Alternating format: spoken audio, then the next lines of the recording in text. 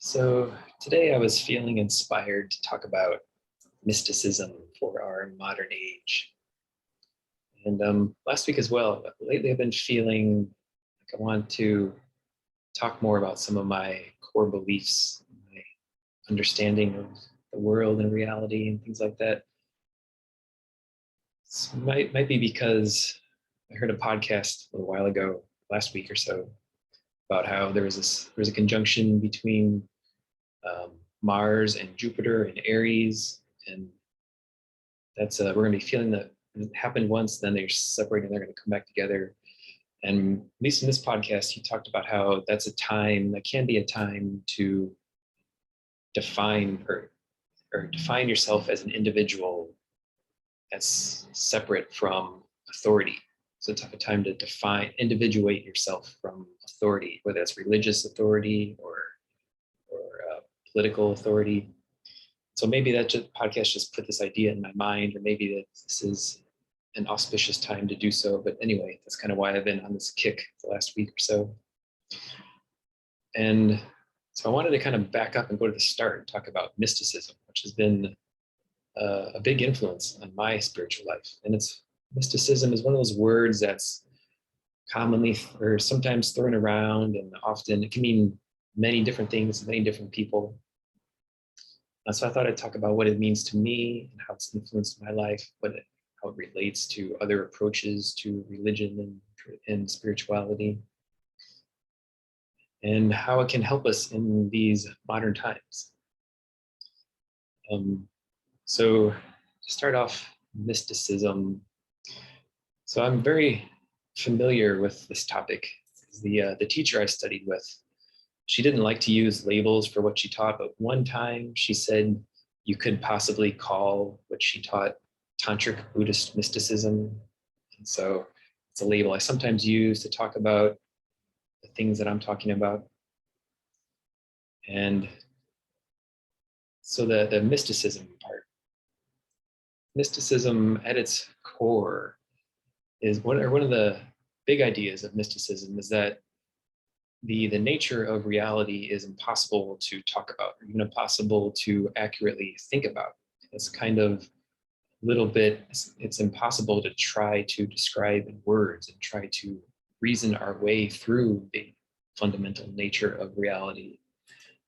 And so mysticism focuses heavily on the direct experience of reality. So that's why in these sessions I try to spend far more time meditating than talking, because these things that we're talking about are impossible to define, to fully define specifically. But it's still fun sometimes to try to talk around them, try to grapple with these big topics, try to wrap our mind around what it means, what reality means, what our place is in the cosmos. So sometimes I'll try to talk about these things. And sometimes it can help ease our minds, help us understand better how to fit in with the world, how to act with the world, how to react to the world. So it's sometimes worth it to try to talk about these things. And so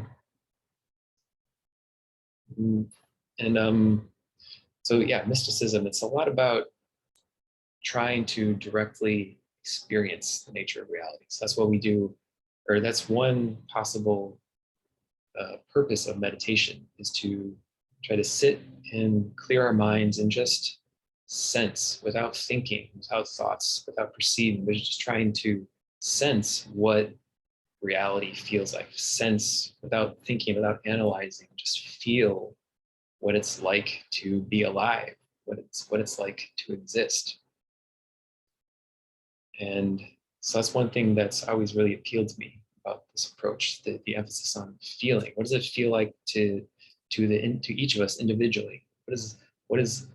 How do each of us experience reality? And another thing I like about mysticism is the upfront acknowledgement that everything we're talking about is going to be full of contradictions and loopholes. Because as I said, the fundamental nature of reality exists in dimensions and planes of perception that are beyond the capability of words to describe, beyond the capability of our minds to grasp.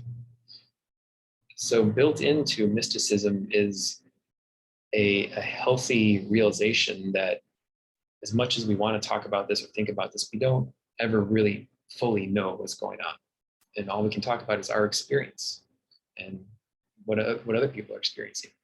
And so it's, as a consequence of this attitude, mystics are rarely ever going to try to tell someone else that their beliefs are wrong, because mystics realize at a fundamental level, all beliefs are flawed in some way, even our own beliefs. Our own understanding is inherently flawed.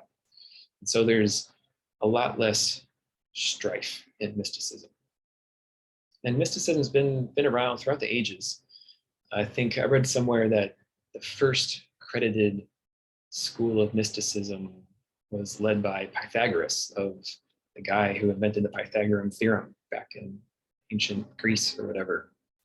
And so it's been around through the ages, and it's all religions and all spiritual traditions have mystics associated with them, even Christianity.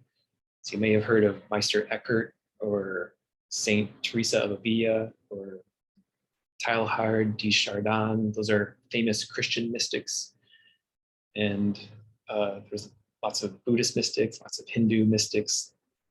And then there's also kind of offshoots of major religions that are more mystical based. So Sufism, for example, is a mystical take on Islam. So mysticism is not its own religion or own set of beliefs, but it's a way of approaching or a way of interacting or thinking about or living with any kind of spiritual beliefs, any religion, any spiritual tradition. And so that makes it very flexible and very non-judgmental, very open and accepting of different ideas and different opinions. And so those are the reasons that I still to this day continue to identify largely as a mystic. If I call myself one particular spiritual label, I'd probably pick mystic more so than even Buddhist. Because of this open-mindedness and this acknowledgement that none of us really knows what's going on exactly. And so this approach to thinking about reality and thinking about the world, it brings me a lot of comfort, because it helps me to relax and realize I don't have to figure everything out, that it's impossible to figure everything out. And so it's fun to try sometimes, fun to talk about these things, fun to have conversations about it, but ultimately there's no definite answer. And life is just about the experience of living it. And so that takes away a lot of the pressures of doing things right, making sure I'm not going to offend any deity, or not going to break the spiritual laws and go to hell or have a bad incarnation and be punished later in life. It's all just an experience of life. We're all just meant to be here to experience life and have all the full range of experiences that humans have: sadness, anger, happiness, joy, terror. It's all part of life. It's all part of it, viewed from mysticism. That is what it means to live a spiritual life. To live your correct life is just to have the experiences that you're having. And so it takes a lot of the pressure off. A lot of the there's no rules to follow, no commandments to be obeyed, no deities to worship. And so these are some of the reasons that I still continue to consider myself a mystic. And it fits really well with our modern age, because there are so many different ways people think about reality, think about religion, think about spirituality. And as we've talked about before, they're all correct in some regards and they're all wrong in other regards. They're all just different ways to try to talk about that which is impossible to talk about. And they're all valid, and they're all equally valid and all equally wrong.